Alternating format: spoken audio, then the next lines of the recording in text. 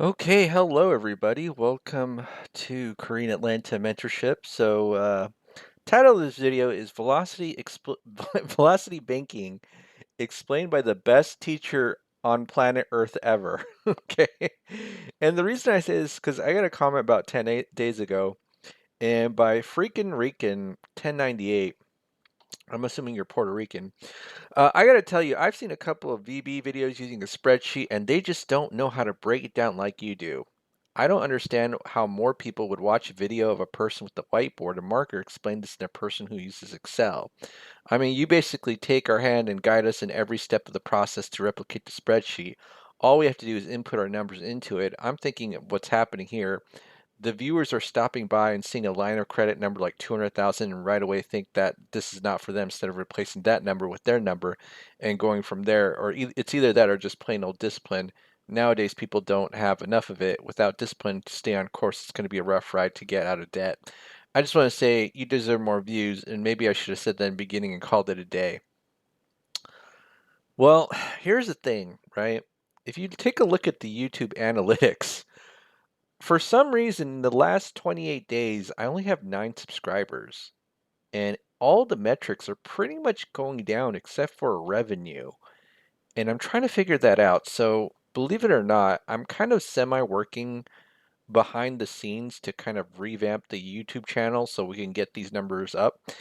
Because, if we have people who are actually helped by the content, then it doesn't do me any service really to kind of be the best kept secret ever, if that makes sense, right? People got to know. People got to know. And that's what I got to do. So I'm working behind the scenes to kind of help the YouTube analytics, but we'll figure that out, right? But I know the product is good, but sometimes it's like, you ever been in a hole in the wall restaurant where like the food is so good, but then nobody knows about it? That's what this channel is like, I think. Okay. But I'm going to go ahead and tell you why we have the best velocity banking explanation ever, because it's taught by moi, the best teacher on planet Earth ever. No, I'm just kidding. Is it? I don't know. I'm just but I do think that I kind of did innovate. Well, I don't want to say innovate. I mean, Excel is not innovation, right? Like, Excel's been here since the 1980s, but I don't know why we all be using a whiteboard. You know what I mean? The velocity banking is much easier when you just use a spreadsheet. But let's go ahead and get started with velocity banking. So, what is it, right? What is it? And the way that I was actually taught real estate a long time ago is that there's a challenge and your problem is to solve a challenge. So a lot of times the biggest mistake that people make with like real estate techniques is that they try to force a strategy onto a situation rather than figuring out like how can we solve this situation or problem. And that's what we're going to do today with average American banking, right? So this is what I always say. A lot of times people say like, "Oh, velocity banking is so useless. Oh, you're scamming people." And my response to this is, you have lots of money, you have lots of debt, and you have $1 left over. Do you need to make more money to get out of this hole? And everybody will say yes. That's really the easiest way to present it. Because the whole point of velocity banking is that you don't need to make more money to get out of this hole. You don't need to make more. So if you want to know what velocity banking is, I'm going to start off with that. It's basically a debt payoff strategy where you throw all of your money into debt, right? All of your money into debt. And you use something called a line of credit to help you do that. Okay, a line of credit. So let me go ahead and show you that the first step is creating a budget. So you have your income, expenses, leftover checking and savings, and then we have an expense breakdown here of all the credit cards and debts, right? Because this is a debt payoff strategy, so we have to list every single debt that we have. And then here is our personal expenses, so it's about $3,000 a month, right? And then here, okay, we have velocity banking. So what is velocity banking? Basically, what you do is you just copy and paste all your income and expenses. And the way that this changes is that we don't put any money in our checking and savings, right? So the biggest difference between here and here is that your checking and savings is kind of seen as the final destination of your money. With average American banking and with velocity banking, it's seen as the middleman. So when you take a look at this, um, the amount of money that you have in your checking account should be zero. And by the way, if you're new to this channel and you don't know who I am, well, basically, I'm the dude who paid off a mortgage in 2 years and 9 months. You could take a look at that screenshot right there. Yes, it's true. I did pay off a mortgage in 2 years and 9 months. Yeah, yeah. Also, one other thing about me is that I have over $739,000 in credit cards and lines of credit. Yeah, you heard that right. If you're new, I literally have over $739,000 in lines of credit and credit cards. So, yeah, I mean, all right. Anyways, back to my point here is that the whole point of velocity banking is to treat your checking account as the middleman of your money, where if money comes in, you just kind of pull right out into debt or most likely a line of credit. And what's a line of credit? Well, basically, it's a financial tool where you can borrow money, pay it back, and then use it over and over again. So this is my $373,500 home equity line of credit. $373,500 home equity line of credit. And if you take a look here, okay, you take a look here. This is my bank, one of my bank's websites. So all I gotta do in order to use that money is just say, hey, line of credit, checking account, click transfer funds, and then it immediately gets transferred, right? Like really quickly, immediately. And that's what we're gonna use this quote as our main operating account. So what we're gonna do is focus on this cash flow number right here, which is different from checking and savings. Now, if you take a look at the average American banking style, checking and savings and cash flow are pretty much seen as the same thing, right? But here, I just want to make a point that the checking and savings by the end of the month, if you're doing this um, in the quote velocity banking way, should stay zero, right? So here, what we have here is the cash flow index. So what is this? It's basically the balance of the debt divided by the payment, and then you just kind of do this, and this will create a ranking system, a numeric ranking system, right? And what we're going to do is take the lowest number, okay, the lowest number, and pay those off first because those debts give you more bang for your buck in terms of cash flow, right? So if you have a $200,000 debt, you only get $843 of cash flow. That's what this high number means, not enough bang for your buck. But if you pay off this $35,000 debt, you get more than the mortgage, right? So it's all about ratios. Debt divided by payment, right? Debt divided by payment, and then the lower the number, the better. All right, so now what we're gonna do is we just take these low numbers, and I've done this a million times. I think this is $164,000 of credit card debt, 15, and I'm gonna go ahead and sum it up, and that's $164,000 of credit card debt. And guess what happens when we do a balance transfer of that credit card debt? Okay, guess what happens? This is gonna be the most boring moment of my life. But when you show this to someone new, they will think that you're scamming them, right? So the reason why I say it's so boring because, uh, it's like turning $1 into $5,111.83. I've done this a gajillion times, right? So that's kind of like, the burden of being a master. You ever watch those old Kung Fu movies? Let me see. Kung Fu Master Silent with white beard. You know what I'm talking about? Like he just stands there. He's kind of a little bit bored. Oh, is that guy Pai Mei from Kill Bill, right? He's just bored. He's good at what he does. He doesn't have to show off. I think I'm at that point where it's like someone gives me their spreadsheet, I'll be just like, oh, yeah, whatever. I'll do it in like 5 minutes. I don't need to show off anymore. I just got to make this videos just to kind of like, it's kind of like my morning walk, right? Okay. All right. So this is what we're gonna do. Entire paycheck into the line, final step, dissatisfies the monthly payment, lowers the average daily balance. We take our expenses out, and then after every single month, the balance still goes down by the cash flow. So let's go ahead and calculate the next month's balance. Based on the previous month's balance, previous month's interest, minus the cash flow. And then what we do is we take the average daily balance, multiply. Oh crap!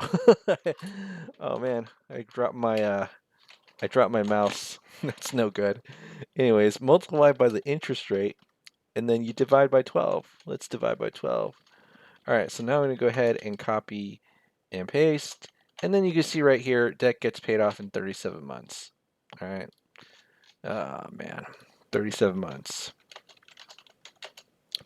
And then it's going to be 164K of debt. And then that's it. And then blah, blah, blah, blah, blah. And then let's just get rid of these. Oh, did I accidentally?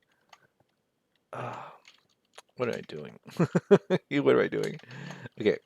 So now the next thing that I got to do is in 37 months, right? Just type in 37 here. This is a loan calculator that I have that you can easily create in Excel. Well, kind of easily. Actually, you know what? I actually took an 8-hour course on how to like calculate mortgages. So I'm not sure if it's really that easy. But anyways, you just type in the current month here, and then it gives you the latest balance of the debt. Okay? And so what you do is just take that cash flow index and then just kind of get more cash flow moving into the line of credit. So I'm going to just do this right here. Okay, so now this is plus 16045.43, and then okay, this is next step. This auto loan goes to 0, and then we have now $5,830 of cash flow. So I'm just gonna go ahead and do this, and then this is gonna be updated to 5830.58.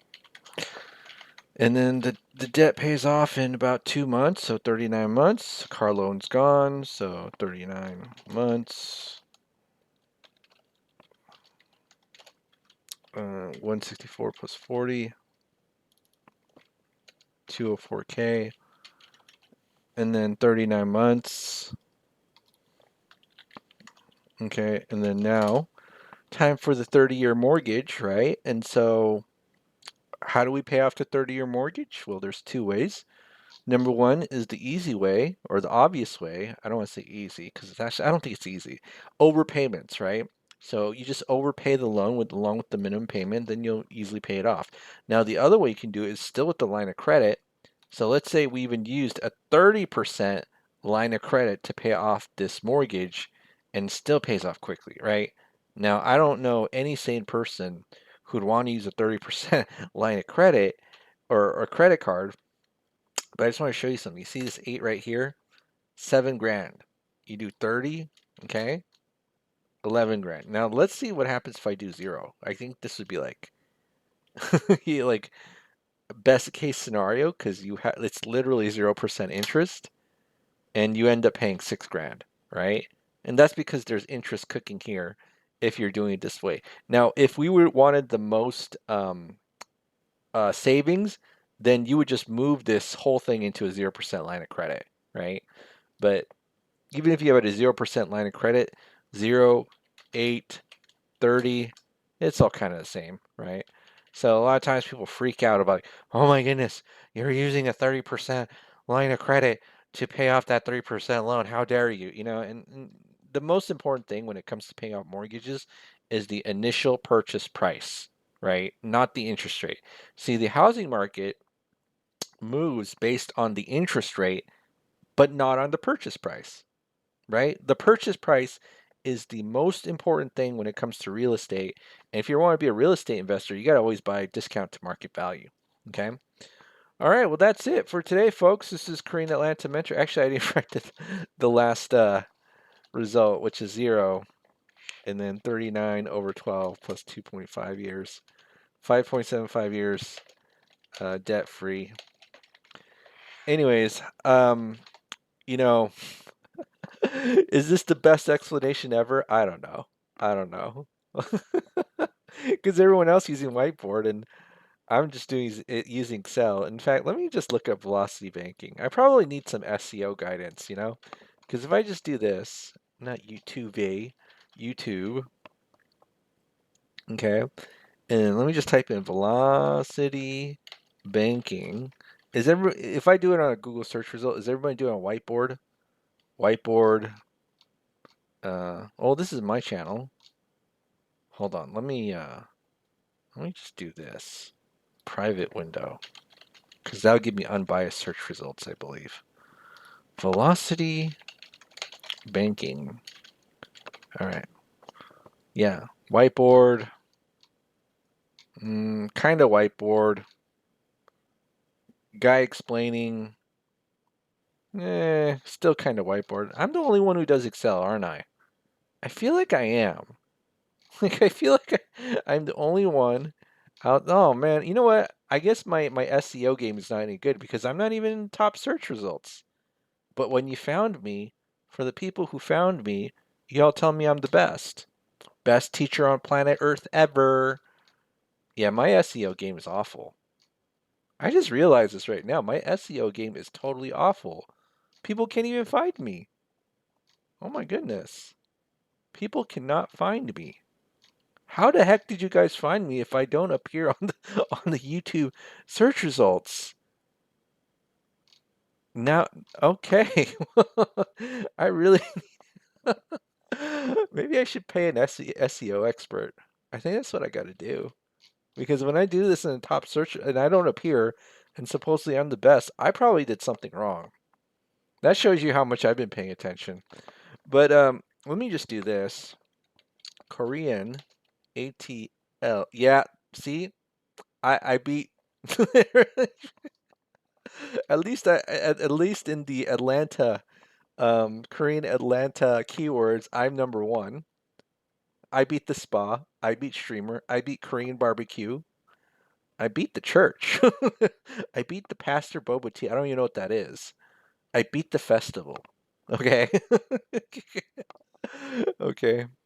All right. Well, that's it for today, folks. Korean Atlanta mentorship here with another video brought to you by the best teacher on planet Earth ever. What am I even talking about? I swear I don't do drugs, but I feel if I listen to myself, I'm like, is this guy high? Okay. Yeah, high. All right. All right. Have a great day, everybody. This is Korean Latin Mentorship, and I'll see you all next video.